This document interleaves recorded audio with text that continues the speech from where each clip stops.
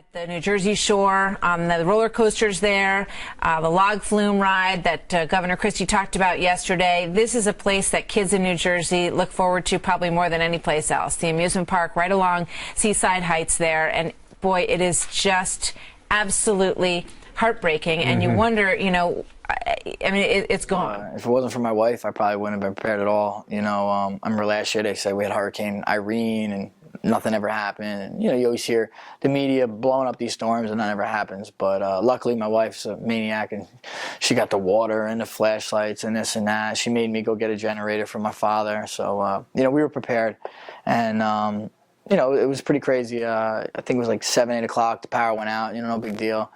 Then the wind starts picking up. I look across the street, see a fence down, I see a tree down. I'm like, you know what? Let me get my kids and move everybody in the living room, and we'll camp out there. And you know, because there's no big trees in my house, you know, in the living room. So we kind of just stood there, and then you know, woke up the next morning, went driving around. It looked like it was crazy. I mean, trees all over the place. And I took my car, kind of drove it along the shore, and houses were just blown apart. One marina had boats all over the place. My buddy had literally a boat in the corner of his house, and the marina's not like, you know, 200 yards away, you know. So then I actually, 3 days later, I got to go over to Seaside, Ortley Beach, and that was like a war zone. You know, like in Ortley, the first like 3 houses closest to the water, pretty much gone. The whole boardwalk ripped up. I roller coaster in the middle of the ocean. You know, it was pretty tragic. I guess you could say, yeah, I felt responsible to do something, and in the beginning I really didn't know how to. I just went to the high schools. I heard they had shelters there and unloaded trucks and whatnot. And then you know, the one day actually someone on Twitter hit me up saying, you know, they need help at the Toms River Little League field at 12 o'clock. They're unloading buses.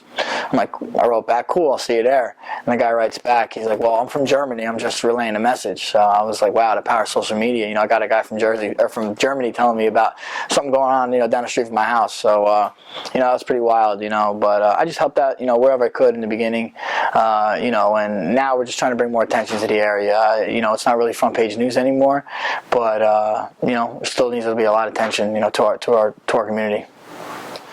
Hey guys, just want to, you know, ask you if you know, to help the hurricane relief and, you know, the people in the tri-state area by purchasing you know, any Fear the Fighter design of mine, or you know, one of our hero lines, you know, being a Army shirt, a police shirt, a fireman shirt.